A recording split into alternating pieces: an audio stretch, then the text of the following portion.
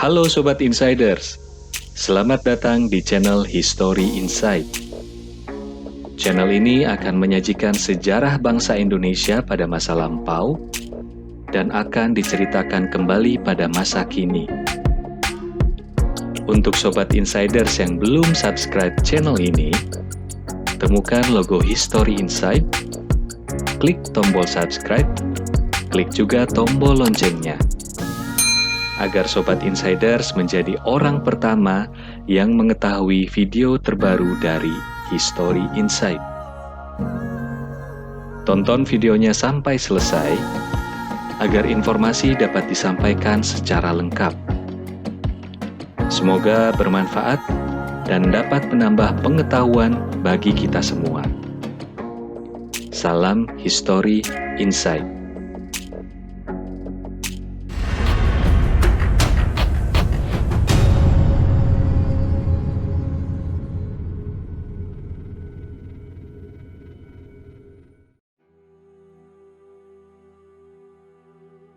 Halo Sobat Insiders, selamat datang kembali di channel History Insight.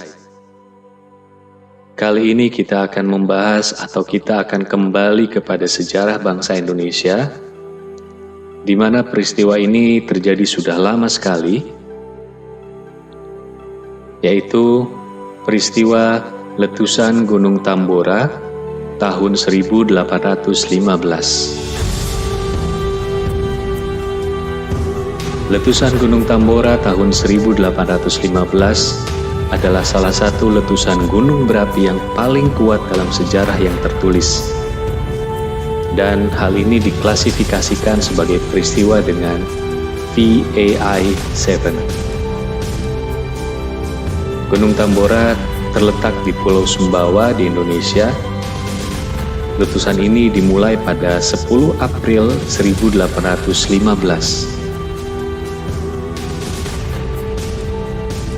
Bumbungan letusannya menurunkan suhu global pada saat itu, dan beberapa ahli percaya hal ini menyebabkan pendinginan global dan kegagalan panen di seluruh dunia pada tahun berikutnya. Hal ini kadang dikenal sebagai tahun tanpa musim panas.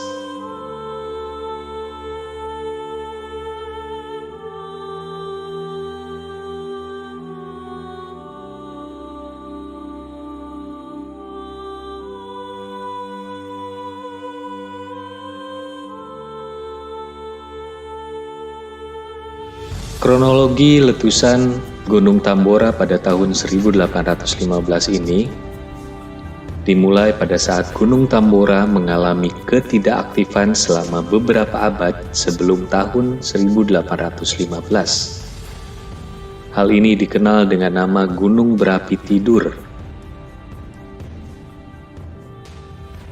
3 tahun sebelum meletusnya Gunung Tambora, yaitu pada tahun 1812, kaldera Gunung Tambora mulai bergemuruh dan menghasilkan awan hitam. Pada tanggal 5 April 1815, letusan terjadi.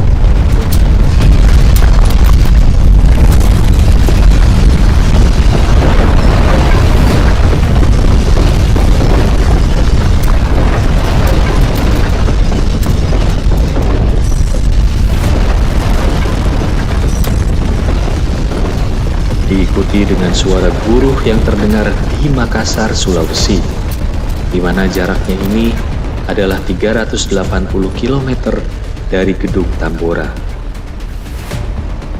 Kemudian terdengar pula dari Batavia yang kini namanya menjadi Jakarta di Pulau Jawa, yang jaraknya 1260 km dari Gunung Tambora. Adapun hal ini terdengar sampai ke Ternate di Maluku, yang jaraknya 1400 km dari Gunung Tambora. Suara guru ini terdengar sampai ke Pulau Sumatera pada tanggal 10 sampai 11 April tahun 1815, di mana jaraknya ini lebih dari 2600 km dari Gunung Tambora. Hal ini yang di awalnya dianggap sebagai suara tembakan senapan belaka. Kemudian pada pagi hari pada tanggal 6 April tahun 1815, abu vulkanik mulai jatuh di Jawa Timur dengan suara guruh terdengar sampai tanggal 10 April tahun 1815. Pada pukul 7 malam tanggal 10 April, letusan gunung ini semakin kuat. 3 lajur api terpancar dan bergabung menjadi satu. Seluruh pegunungan berubah menjadi aliran besar api. Batuan apung dengan diameter sekitar 20 cm mulai menghujani pada pukul 8 malam. Hal ini diikuti dengan abu pada pukul 9 sampai jam 10 malam. Aliran piroklastik panas mengalir turun menuju laut di seluruh sisi semenanjung. Hal ini memusnahkan desa Tambora. Ledakan besar terdengar sampai sore tanggal 11 April itu. Abu menyebar sampai Jawa Barat dan Sulawesi Selatan. Pada saat itu atau pada kejadian itu, bau nitrat tercium di Batavia dan hujan besar yang disertai dengan abu tefrit jatuh. Pada akhirnya reda pada tanggal 11 dan 17 April tahun 1815.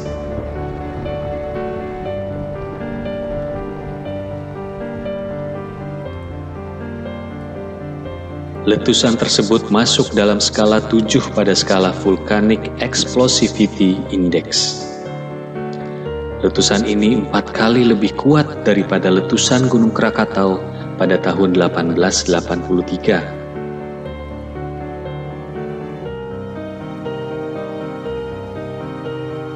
Sebelum letusan, Gunung Tambora memiliki ketinggian kira-kira 4.300 meter, salah satu puncak tertinggi di Indonesia. Kemudian setelah letusan, tinggi Gunung Tambora ini hanya setinggi 2.851 meter. Akibat dari letusan Gunung Tambora ini, semua tumbuh-tumbuhan di pulau hancur. Pohon yang tumbang bercampur dengan abu, batu apung masuk ke dalam laut dan membentuk rakit dengan jarak lintas melebihi 5 km. Rakit batu apung lainnya ditemukan di Samudra Hindia, di dekat Kolkata pada tanggal 1 dan 3 Oktober tahun 1815. Awan dengan abu tebal masih menyelimuti puncak pada tanggal 23 April. Ledakan terhenti pada tanggal 15 Juli, walaupun emisi asap masih terlihat pada tanggal 23 Agustus. Api dan gempa susulan dilaporkan terjadi pada bulan Agustus pada tahun 1819, yaitu 4 tahun setelah letusan terjadi. Kemudian tsunami besar menyerang pantai beberapa pulau di Indonesia pada tanggal 10 April dengan ketinggian di atas 4 meter di Sanggar pada pukul 10 malam. Tsunami setinggi 1-2 meter dilaporkan terjadi di pesisir Jawa Timur. Sebelum tengah malam, dan tsunami setinggi 2 meter terjadi di Maluku.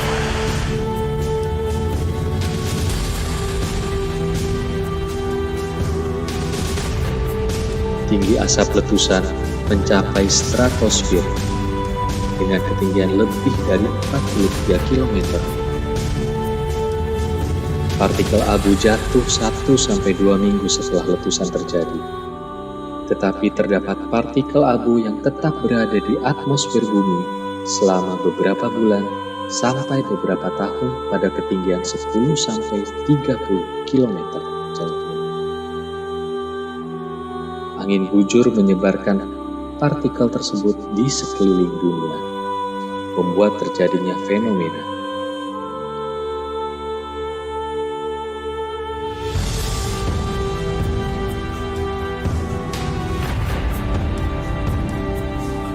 Pengaruh global dari letusan Gunung Tambora ini mengeluarkan sulfur ke stratosfer, menyebabkan penyimpangan iklim global terjadi.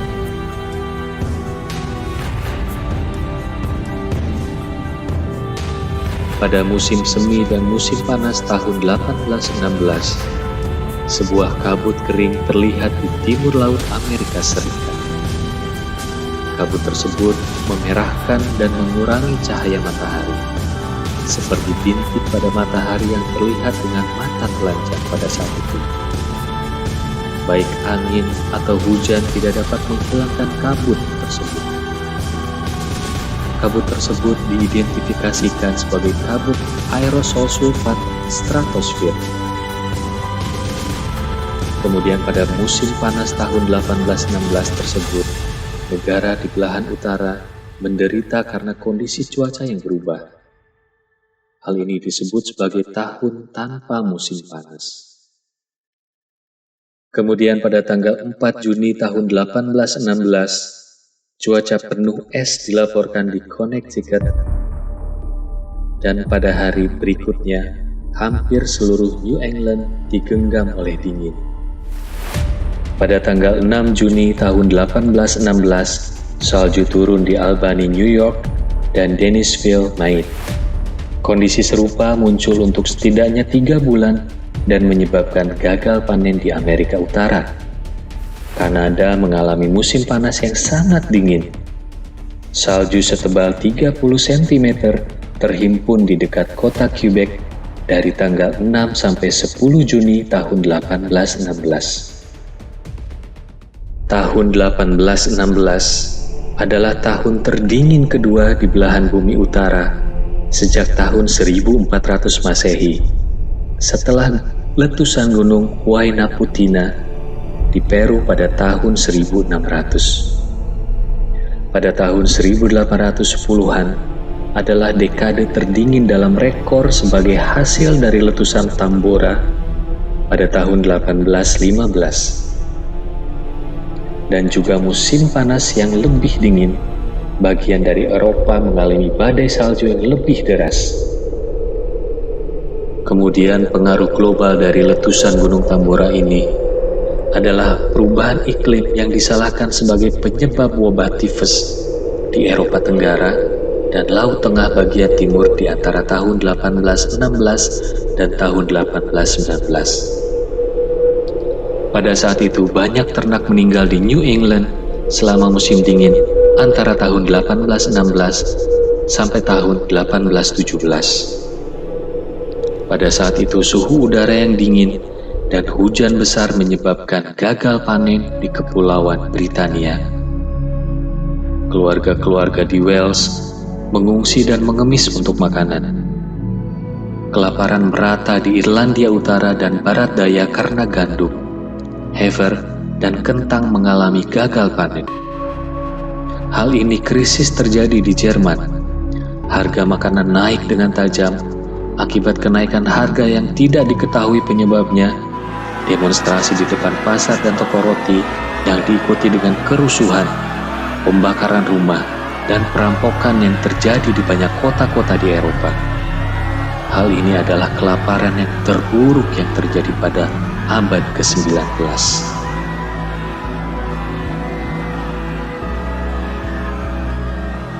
Itulah peristiwa yang terjadi pada tahun 1815, yaitu letusan Gunung Tambora, yang menyebabkan kondisi terburuk dalam sejarah dunia, di mana setiap bencana atau musibah yang terjadi merupakan kekuatan dari Tuhan Yang Maha Esa yang tidak bisa kita hindari. Kita hanya bisa berharap kepada Tuhan Yang Maha Esa untuk melindungi kita semua dari ancaman mara bahaya dan musibah yang terjadi.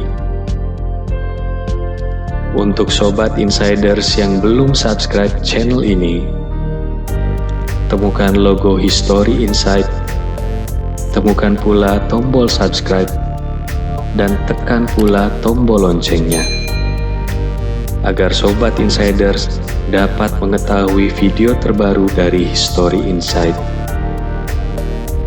Terima kasih atas perhatiannya. Sampai jumpa kembali pada kesempatan lain. Salam History Insight.